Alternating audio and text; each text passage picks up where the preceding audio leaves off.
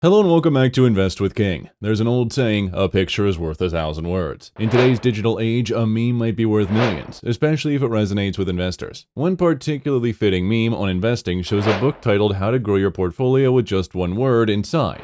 Wait, it's both humorous and deeply insightful, especially when paired with the wisdom of Warren Buffett. Buffett famously said, "The stock market is a device for transferring money from the inpatient to the patient." This quote captures the essence of long-term investing and could be more relevant for those invested in Tesla today. To further explore this idea, consider a quote from Brad Gerstner, who recently commented on Tesla's full self-driving tech. He observed that FSD has transformed the driving experience far more than he initially expected and believes consumers will be willing to pay a higher premium for it once it's widely adopted. In simple terms, this implies that Tesla stands to generate substantial future revenue from FSD, but that payoff lies down the road. Investors today must therefore be patient. Buffett has long maintained that stocks should be approached like owning a piece of farm. You don't check its value daily or panic during storms. Instead, you hold it through seasons, trusting the long-term productivity of the asset. According to him, one should only buy a stock if they're financially and emotionally prepared to hold on to it for a very long time, potentially without checking its price for years. He also emphasized a sobering reality.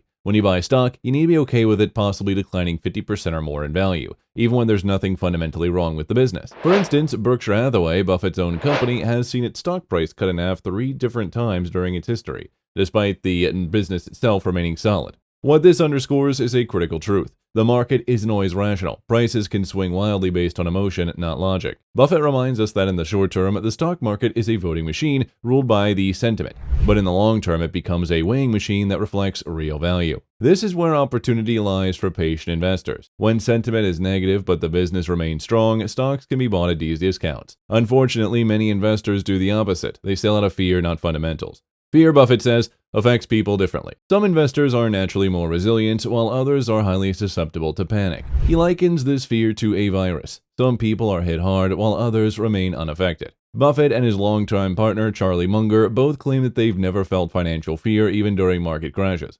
But here's the problem. Fear can cause otherwise rational people to make irrational decisions. Some people, when afraid, seem to lose the ability to think clearly. Imagine Tesla stock dropping 75% during a rough patch, and instead of buying an opportunity, an investor panics and sells at the bottom. This isn't hypothetical, it's a behavior seen many times. Fear-induced decision-making, or what we might call brain damage from panic, leads people to sell what they should have been buying, or worse, to rely on others for guidance rather than doing their own homework. Some investors, paralyzed by anxiety, simply follow whoever offers them a sense of certainty, even if that person is misinformed. This leads to another key Buffett principle: do your own thinking. If you don't understand the business you invest in, you'll be easily swayed by others, whether it's analysts, media, commentators, or online influencers. You'll end up buying and selling based on emotion or someone else's opinion rather than facts. A classic example of this is how some so-called experts talk about Tesla. There's a memorable clip where one commentator suggested that other car companies also have vehicles driving themselves off the production line,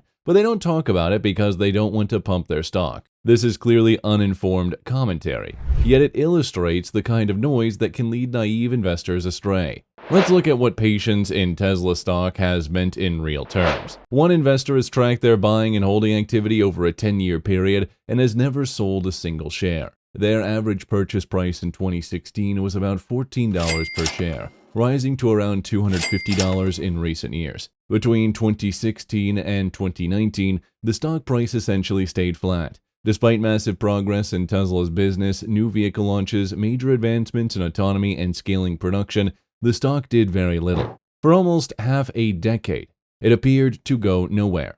But those who held through that period were eventually rewarded. Shares bought in 2016 now reflect a roughly 20 times over return. Even shares from 2017 and 18 and 19 have returned 15 to 17 times more. However, there's a fascinating pattern here. The last 5 years, 2021 to 2025, have also seen the stock essentially stagnate. Shares purchased during this window show little to no return. Yet, sound familiar? History doesn't repeat itself, but it often rhymes. The first period of underperformance, 2016 to 19, was followed by a surge. Perhaps we're in the middle of a similar cycle now. The key lesson here is this: long-term investors often live through years of underwhelming performance, even while the underlying business thrives. but the biggest gains are reserved for those who can endure that period without losing faith.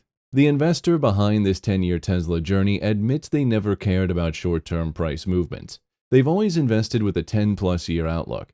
That's why their valuation models have never focused on next quarter earnings, but on what Tesla might look like in a decade. Tesla's future, autonomous vehicles, robotaxis, AI, humanoid robots, could transform the company into something far larger than it is today. Of course, no one can predict the future with certainty, but if the long-term vision materializes, today's prices could look laughably cheap in hindsight. What's important is not whether the stock goes up next month or next year. It's whether the fundamentals of the business keep improving. And by all measures, technology, market dominance, innovation, Tesla appears to be heading in the right direction. The average investor doesn't think in 10 or 20-year timeframes, they think in months or quarters. They obsess over short-term results, earnings reports, and headlines. And that's one of the reasons that so few can achieve Buffett-level success. True wealth creation through investing happens when you bet on extraordinary companies and let time do the heavy lifting. This requires conviction, discipline, and emotional strength. Most people simply don't have the patience or stomach to watch their investments drop 50% without panicking. Buffett makes it clear. If you can't handle watching your portfolio decline without making rash decisions, you shouldn't be in stocks. Because unless you understand and believe in what you own, the next person's opinion might cause you to sell at exactly the wrong time.